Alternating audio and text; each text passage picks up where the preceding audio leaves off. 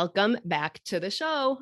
I am your host, Dr. Lisa Olszewski, and I have a fantastic guest here to my side today. I'm so excited actually about this guest. This is somebody that has been a mentor of mine for, I don't want to say it, 20 some years, right? But who has turned into a great friend. Here we go. It dates both of us.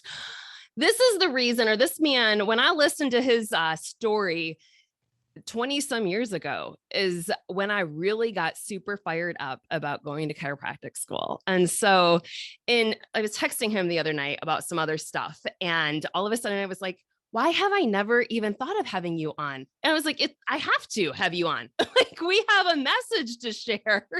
So if you don't know this guest, this is Dr. Guy Riekeman. Needs no further introduction. I mean, he has been president of multiple chiropractic schools, has been chancellor of multiple chiropractic schools. Just an amazing person, amazing human being. So welcome to the show, Guy. It's so great to have you here. Ever. One time someone was introducing me who didn't know me, and they're up at the front of the room and they're reading my resume, with all these things that I had done, right? And when they got all done, I'm at the back of the room and I'm thinking, either people think I've done a lot or I can't hold a job. One of the anyway, so much better when it's from the heart. So thanks. Well, I know. And I feel like we can always go through and be like, and this and this and this, but I'm like, but reality is you've probably influenced millions of lives, like literally millions of lives. And it actually goes to my little, this is audio, but at some point, maybe I'll have the audacity to put this up on YouTube because it'll be, removed.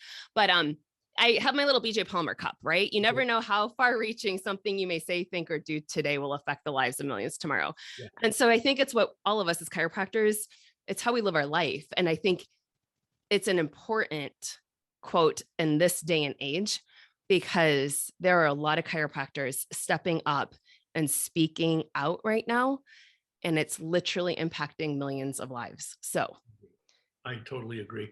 My father was a chiropractor who graduated in 1947 and opened up on South Central Avenue in Albuquerque, New Mexico. And I still see the ramifications of that. He got two kids that were chiropractors, and now a daughter and son-in-law who are chiropractors, and two grandsons from that are going to chiropractic school. So, and you and I both know we have a good common friend, Dr. Chuck Ribley, who was one of the original founders of Life University, which has graduated tens of thousands of chiropractors to go all over the world. And I was talking to River one day, and the reason why he got a license as a chiropractor was he applied for licensure in New Mexico so he could have reciprocity to get into Michigan. But back in those days, they had a medical board. You had to pass a basic science medical exam first. And then you could take your specialty like chiropractic or dentistry or medicine. And all the basic science boards were run by medical doctors. And so they oftentimes used those boards to keep chiropractors from coming. And so Dr. Ribley was taking the exam and passed the exam because of some advice he got from one of the people on the board, and went back to Michigan then and did all these great things. And he remembered just recently we were at a meeting together. And he said, I was thinking last night, River's probably in his mid to late 80s. He goes, the chiropractor who was on that medical board that gave me the advice that helped me get through the exam, his name was Al Riekeman. It was my father, who was the only chiropractor ever appointed by a governor to sit on a medical basic science board. And River happened to intersect with him. So you look at that and you go, wow, again, my father sitting on a board, doing his work quietly, no one erecting any statues or handing out trophies for the work he was doing, but wound up getting a chiropractor through who became one of the founders of Life University, impacting people all over the world, right? So that quote is absolutely real for me. It is. And I don't even know if you know my story with my grandmother. Have I ever told you this? No, my grandmother was pregnant with my dad. So this is 1950. They didn't tell her. They told my grandfather to take good care of her. She wouldn't make it out of the pregnancy alive because of a heart condition. So it happened to be that her dad, so my great grandfather, was a milkman who happened to see on a delivery one day somebody crawl into an unmarked office, and he walked out. And so this was in Toledo, Ohio in the 1950s. So it was when it was still not legal to practice chiropractic. Literally changed her life, right? She lived to be 92 years old. She sought out chiropractic care. I don't even know the name of that chiropractor. Right. But I did find out later on, my dad was like, they loved that chiropractor so much because he would go to jail for practicing medicine without a license. My grandparents were writing checks to get them out of jail. Like, it's to think that's only what, 60, 70 years ago. That's recent in our history. Right. So it was because it was medical. I mean, we didn't have chiropractic scopes of practices. So there's been a lot of people that have fought for that, so that we all have, chiropractic is a licensed profession now. Yeah. So I love it. We could probably tell these stories forever as chiropractors, but just one more. The Cleveland family, Carl Cleveland, the Cleveland College of Chiropractic in Kansas City, is now run by a third generation Cleveland, actually really fourth. But if you go back, it would have been his great grandmother in the teens was diagnosed with, I believe it was diabetes, and was told she was not going to survive. They want to take her leg off. Someone drug her into a chiropractor.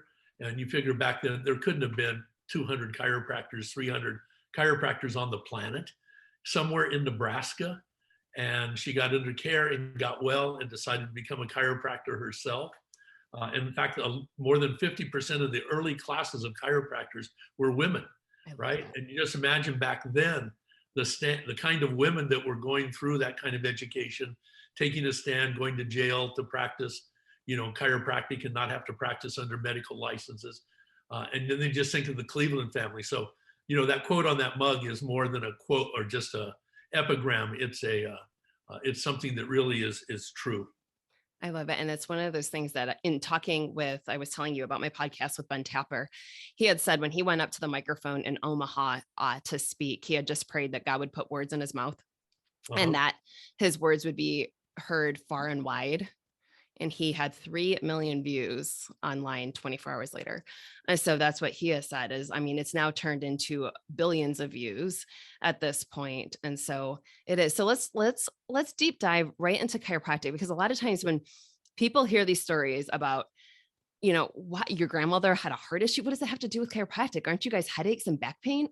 Right, exactly. Let's talk about the core philosophy of chiropractic and what does make us separate and distinct, because I love, like I said, your audio tape that dates me way back when was why I was like, I'm going to this school with this guy Riekeman, because this is amazing.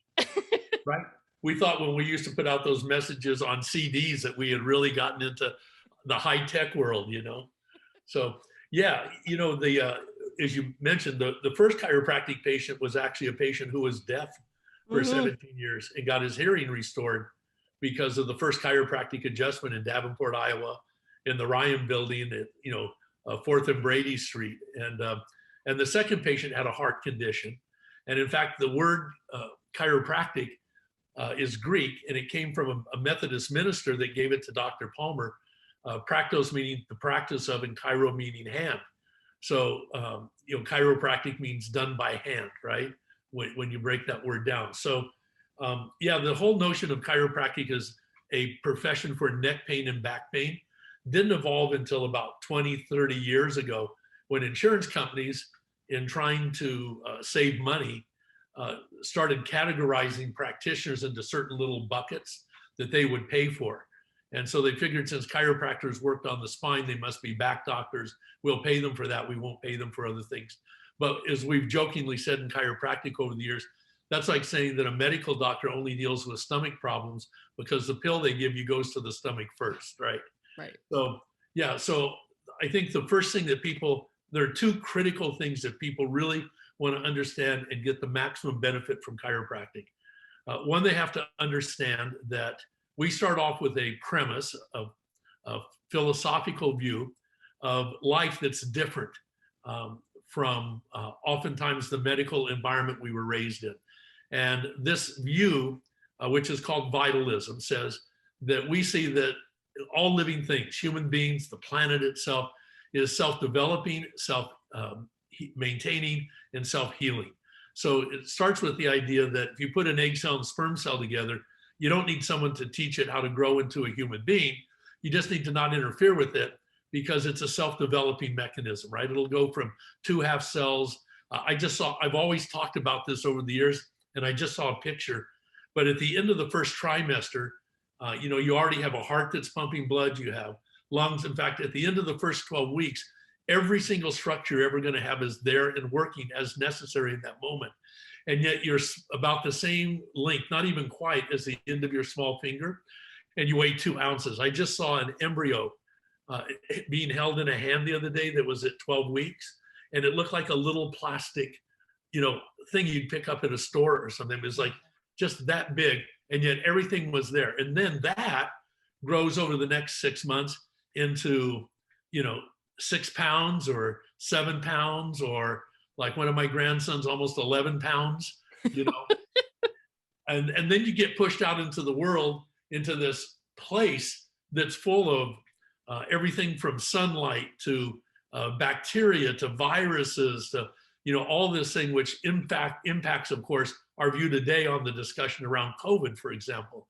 But we're pushed out into this environment, and our body has this amazing immune system that learns how to perceive and adapt and grow. And then throughout the course of our lifetime, we not only are self-adapting to changes in the environment and changes in temperature, but we learn how to build relationships and dialogue and communications and language and all those kinds of things. It's just an innate drive of the organism. And finally, the last thing, besides being self-developing and self-maintaining, we're self-healing. So the greatest scientist in the world has yet to create a living cell from scratch, but your body's producing 100,000 of them every second that you're listening to this. So, if someone cuts their finger, it doesn't, if it's a corpse, it doesn't matter whether you put a drug or radiation treatment or give it a chiropractic adjustment or put proper nutrition on it. The bottom line is it's not going to heal because the organism isn't living. The only thing that heals is an alive, well-functioning organism. And so we hope to do with people that need to be healed is to get their body functioning correctly rather than just kind of treat the symptom that we see. So the first thing people have to get if they're going to understand chiropractic is the premise that we're not just some big physical machine that's going to break down, that has to be diagnosed and manipulated, always producing side effects with drugs and radiation surgery. We are, in fact, these incredible self-developing, self-maintaining, self-healing reflections of life itself.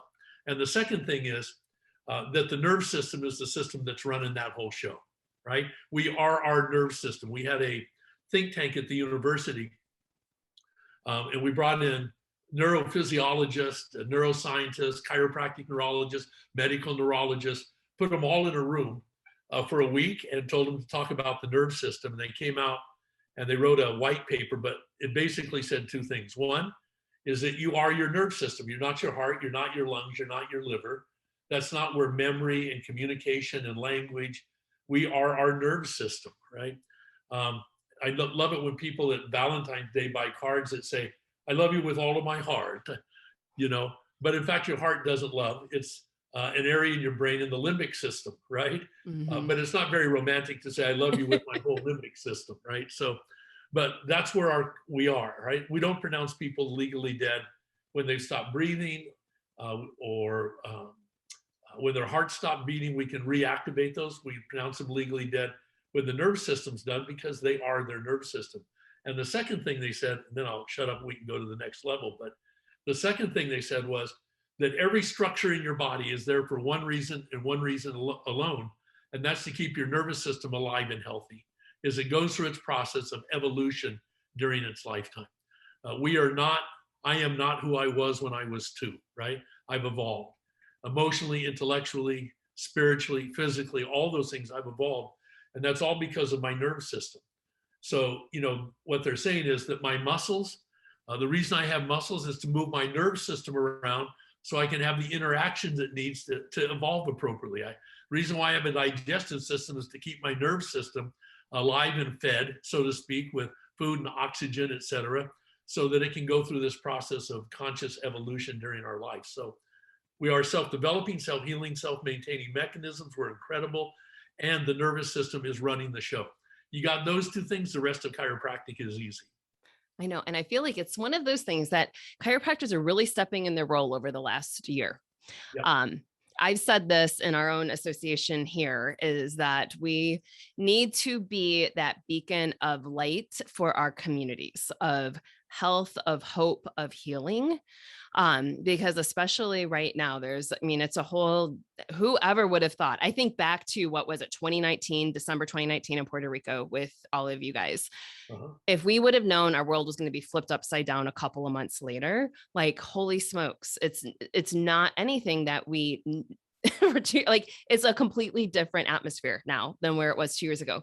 Yeah. But there's a lot of different podcasts that I've even listened to with medical doctors saying, with what's happening right now, they're seeing almost that, these are MDs calling it out, saying this is the fall of medicine at this point, because people are questioning so much. And that being said, we've seen a ton of chiropractors stepping up, but they're also being like thrown right under the bus because they're not talking the typical narrative, right? Yep, exactly. So there's a guy by the name of Dr. Ben Edwards, who did his undergrad at Baylor, did his medical degree at the University of Texas. He was testifying in front of the Texas Senate Committee on State Affairs. He was talking about the fact that 53% of Texans already have immunity from COVID because of natural exposure, right? Their body has adapted to it. And that in fact, vaccinating those people, they have a 2 to 3 times higher possibility of negative reactions and death because their body already has natural resistance. And the great thing about natural resistance, once you have it, it lasts you a lifetime, right? It's not temporary.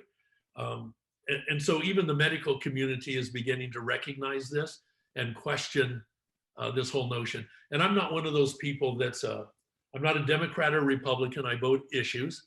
And I'm not a vaxxer or an anti-vaxxer. What I am is somebody that believes in two things. One is that in individual rights, people have the right to their own body, to make their own decisions, what they want to do with their body. And the second thing is, if you're going to do that, you need to get yourself educated. And that's what they're asking us not to do. I get a lot of the newscasts from New York, being in Puerto Rico. And so I watch the evening news in Puerto Rico, and they have the commercials on for COVID, which says it's safe, it's effective, and something else. And I'm going, well, that's really inaccurate. It's mostly safe, right? It's mostly safe, but it's not completely safe, because there's been more people died from the COVID vaccine than all the people that have died from all the vaccines in the last 20 years by the CDC statistics. And it says it's effective, but it's mostly effective, not completely effective. It's mostly effective because 9 of the Yankee baseball players had to cancel games.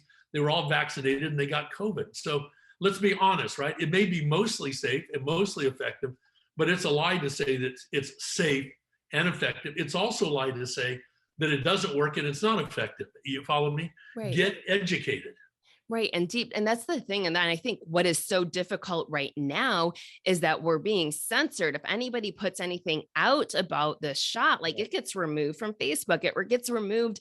You think of, like, I interviewed Ben that day, and he then was pulled off. It wasn't because of my interview, but he was pulled off of Instagram completely and could not even create another account. So anybody that's trying to question the narrative, showing these are the statistics, but like you just said, it was Cleveland Clinic that came out stating that people that had the virus already, that has the natural immunity, 2 to 3 times more likely to have an adverse reaction from the shot. Like, those are research articles, or one of them, and I have them right here, but it's also when you pull from the VAERS website, like, Dr. Riekeman, don't you think, like, I sit here and think the last 20 years, we've talked about VAERS a lot and nobody knew about it. And now so many people know about it. So it's the Vaccine Adverse Event Reporting System that we believe it's only 1% actually get reported. That's according to the CDC, that it's only 1%. Yeah. And so, but how many people now know about this? But they looked at women that were getting it during pregnancy. And the way that they manipulated the numbers, like, you have to be the person to look and digest, but out of it, if a woman had the shot in the first 2 trimesters, there was an 82% likelihood of a spontaneous abortion right after. Yeah. That's what was reported to VAERS, but nobody's digging in, I don't think. And that's unfortunate what I have seen, people are not understanding that this is an experimental trial for the next several years yet. Yeah. I've had, And if you look back like at the swine flu, right, which back in the 1970s, mid 1970s, there were 53 deaths and 500 paralysis cases, and they yanked the vaccine as being unsafe. To date, according to the CDC, there have been 4,178 deaths due to COVID. And of course, as you pointed out, the CDC says they're about 1%. Adverse reactions are reported at about 1% rate, right? So, yeah, so, you don't have to be for or against. Don't get labeled and put into a bucket that you're you're an anti-vaxxer, you're a for vaccine. It's like, it's all safe, it's all effective. It's like, get the facts, yeah, get the information so that you can make a decision. And I just read an article, and then we need to get back to chiropractic, but I just read an article that said the reason that people are hesitant about their children, because they just reported today that over 50% of parents said they under no circumstance will have their kids vaccinated. And they were saying, well, they just haven't had a discussion with their pediatrician yet. And they would, if they go to their pediatrician, then it'll probably just, get rid of some of the fears. But the bottom line is, that's not how you're going to get the information. You have to do the research on your own. Because if you go into your pediatrician, they're going to do the punchline right on down the line, give you the company line. And they're not going to tell you about reactions, and they're not going to tell you about other views, and they're not going to say you can have this choice or this choice. So people, unfortunately, are going to have to do the research on their own. they absolutely do. And that's one of the things that I'm seeing now too. And I want to make this comment too. It's interesting. Like, I don't watch the news here, but I know the narrative. I had somebody walk in yesterday. I was like, what do you think? What do you think? And I'm like, what do you think about what? Like, he's like, oh, this new variant and all of this. And I said, well, here's the deal. I do want to tell you this was that the CDC, as of, May, started saying we're not going to test vaccinated people. So of course, if you're saying that this variant is all in non-vaccinated people, well, it's because the CDC said they're not going to test the vaccinated. So take a listen to the news in other countries and you start to hear it, right? Like, out of Australia, out of England, they will actually give you the statistics of the percentage vaccinated versus unvaxxed that are in the hospital with the variant, right? So there's a lot of different things in there that you just have to dig a little bit further. And then you'll start to say, oh, okay, wait a minute. Like, what exactly is happening? There's already multiple variants. Delta is Yeah, only one of them. I agree. There may be as many 20 variants out there right Mhm. now. So, and they're going to keep like the flu. The flu has a different variant every single year, Yeah. right? That's why they have to have a new vaccine every year for the Mhm. flu. So we're going to see these variants going on for the rest of our lifetime, right? Yeah. But, one of the things they asked this guy, Dr. Ben Edwards in Texas, was if there was anything people could do to actually increase their immunity, right? There was a great epigram at Palmer, you and I will remember that said, what medicine does is they change the environment to accommodate weak immune systems, where chiropractic enhances the immune system to deal with the environment that exists, right? So two different views, but bottom line, and he went through the ones, and here's the deal, right? You got to learn how to sleep better, right? You have to learn how to eat the right foods and quit putting toxins in your body that damage your nerve system. You've got to get movement and exercise. You've got to hydrate yourself. You need to get sunlight. You need to get out of fear, because when people are negative and in fear, we know it causes your body to be less resistant. And I'm going to add to that in chiropractic care, right? And all those things, every one of the things I just mentioned are things that impact the nerve system. So, going back to what we were saying before, if we know the body's a self-developing, self-healing, self-maintaining mechanism, and the nerve system's running the show, then the question is, what happens if you damage the nerve system?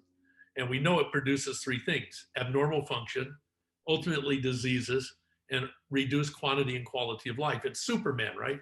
Yeah. Christopher Reeves, he fell off his horse, broke his neck. He had malfunction, parts of his body didn't work. He wound up getting pneumonia, which is what killed him, because his body's immune system couldn't fight it off. The nerve system was too damaged. And of course, he died had a shorter life expectancy and a lower quality of life had he not damaged his nerve system. And then we get to, well, what causes damage to the nerve system?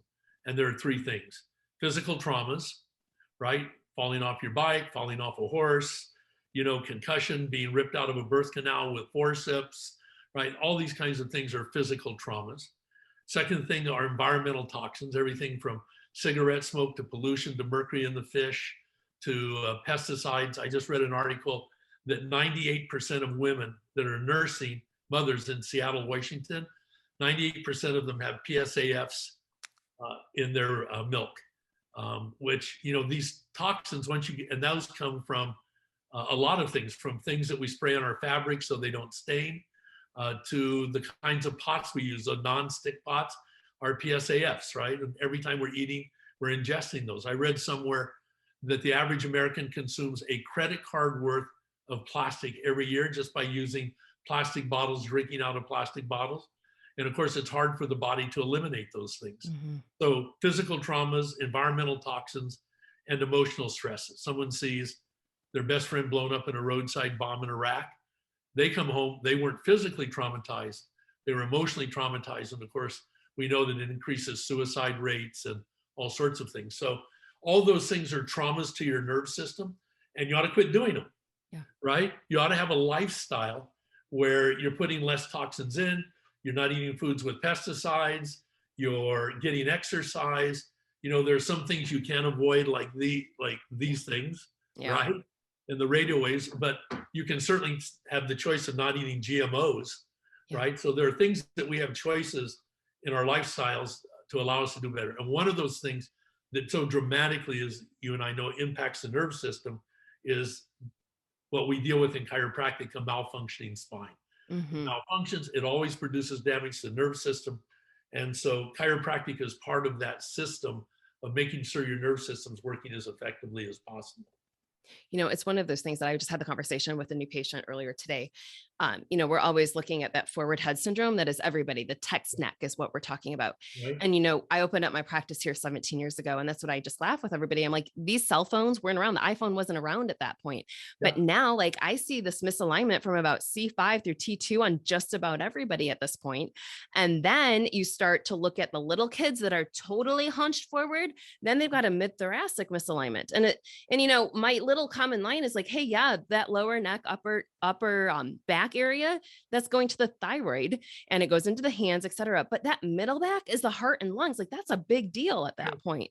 So we've got to, we focus on correcting that. So that way, obviously vanity wins for a lot of people, but I'm like, I don't want you hunched over at 80 years old. And they're like, all right, all in. Well, and the other thing too, the cerebral cortex, which is what makes us different from an animal, right? That's where language and reason and all those things come in. Doesn't completely develop in females till about age 21, and in males about age 25. And even car companies have recognized this. At 18, they'll give you a gun and to go to war, but they won't rent you a car until you're 25 because they won't know you won't make the right decisions, right? But that we now know that the frontal lobe, which also has to do with posture, right? So it's language, posture, reasoning, etc. That if the cervical spine isn't correctly, the cerebral cortex doesn't develop correctly. And in fact, in older people, when you see them getting hunched, it's not because they've gotten old and tired. It's because their cerebral cortex is starting to break down. And as the cerebral cortex breaks down, their posture shows that old age posture. So kids that are doing this with a text neck, military neck, we know that kids are having developmental issues because of that, because their frontal lobe isn't developing correctly. It's so true. Or even how many kids, we see it all the time, where parents are so proud that their kid never crawled and they're early walkers. And I'm like, get them back crawling. It helps to develop the curves in the spine. It's so important. Yeah. So I love it when people say, well, my kid doesn't have a back problem. Why should I bring them in? This is why you should bring them in. Exactly. And that's what I was telling him. I said, I've been under chiropractic care since the day I was born, but it wasn't because, like my parents recognized I had a brain and a spinal cord. So I wrote an article the other day, a blog that said my dad, who was a chiropractor, got better results in 1950. And people said, well, were the adjustments better back then? I go, no, they're probably better today with the research and science we have. But when patients walked into his office in 1950, they weren't taking 3 drugs and thinking that was natural. They weren't breathing in pollution. They weren't taking in GMOs and pesticides. They weren't toxic, right? They weren't toxic. Today, when a patient walks in, they're so toxic that it's hard for the body, sometimes to make these kinds of changes that are necessary for them to be healed. And it's the stress levels. I saw it especially this last year with COVID. I have a machine in the office. It's called an anatometer, you know that, but it checks posture for people that are just listening. But we check, hip unleveling and rotation of the body and how the body's leaning, and we check the weight on both sides of the body. Well, I'll tell you this, over the stress, like people were not holding their adjustments. And then I could physically see that their posture was even worse than the visit prior. Yep. And it was not just because they were stuck at home and, working from a computer, but it was the mental stress. And then I can always tell, and I said this to so many people, like I can literally tell when they walk in the front door, who is a news watcher, and more importantly, who's a 24-hour, 7 days a week news watcher versus somebody that's totally not, 24/7 with the news. Right. Like being outside of Detroit, you get this now. Like we don't turn on the news here because we might just be looking for the weather, but all of a sudden we're finding out about every murder that's happening or whatever. So it puts our body into that constant state of fight or flight. And that's not cool either. Like you had just said, that decreases the immune system, that puts us in fear. All of a sudden, we're now being really stressed out on so many different aspects. We can't heal. And as you just pointed out, it's not just the emotion of fear, it produces a chemical change in the body, right? And impacts our ability to resist and have optimum immunity. I love it. Yeah. Well, what other information do you have to share? I think we could talk for hours. I know, right? That's the problem with these things. I was just going to say, to wrap up that last area, as you know, we just released an app called My Lifestyle IQ because we did a study with a focus group of 25 patients across the country, and they loved chiropractic. But they said, we had questions, but our chiropractor's so busy, oftentimes they don't have time to answer the questions. And so they have questions when they get the idea of chiropractic, lifestyle change. They start questioning drugs and immunity and how to eat and how to move and, all those kinds of things that have to do with a lifestyle. So that we created this thing called My Lifestyle IQ so that patients could get those answers, because if they don't get them from a chiropractor, then they're going to get answers, but they're going to go to the web page and they're going to get it from WebMD and Google. And I love this now. They've now given Bill Gates, they now call him Dr. Bill Gates because of his intention to vaccinate the world, right? So, people, even in our chiropractic offices, are going to have to get information from sources other than just the mainstream, because you know what you're going to get before you even open up the web page. And we already know Google, literally the last 2 years, Google started changing their algorithms. Like for anything that's holistic health or alternative health, you hardly can find it. They did it intentionally. There's a whole nother agenda out there. That's a whole nother rabbit hole we can go down, but. Right. Which is why you and I spend so much time with our patients, educating them, giving them information so they can be empowered to make their own decisions. Because I'll tell you, the one thing that like just makes like my heart ache, as we say that, actually my limbic system of my brain ache. But when the patients come in and you explain chiropractic to them, I remember this years ago, I had a woman that had been trying to have kids her whole life. And it was finally at the point that she knew that she couldn't. And when I went through and explained everything, she looked at me and she's like, how come nobody told me this 25 years ago? Like, could I have had a shot of having kids? Like, could that have helped? Right. And that's the perspective, is when the brain can send the right signals to the organs, we never know what's going to happen. Yep. So, absolutely. All right. How can they find you? Have you been kicked off social media yet? I feel like it's a badge of honor when that happens. A couple of days off of Facebook for referencing an article from Harvard that wasn't in the mainstream narrative. I thought it'd be okay to tell people, hey, here's, you can go get some information.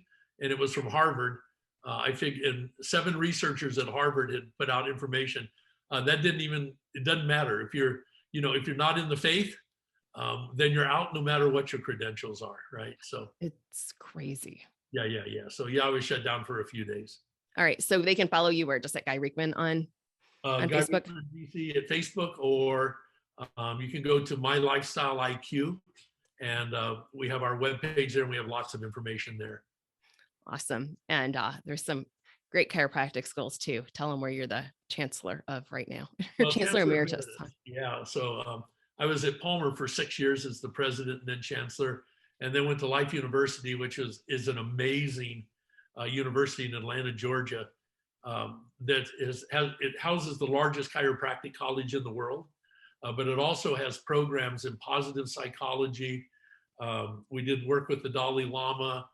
We have prison programs to educate prisoners to help end recidivism.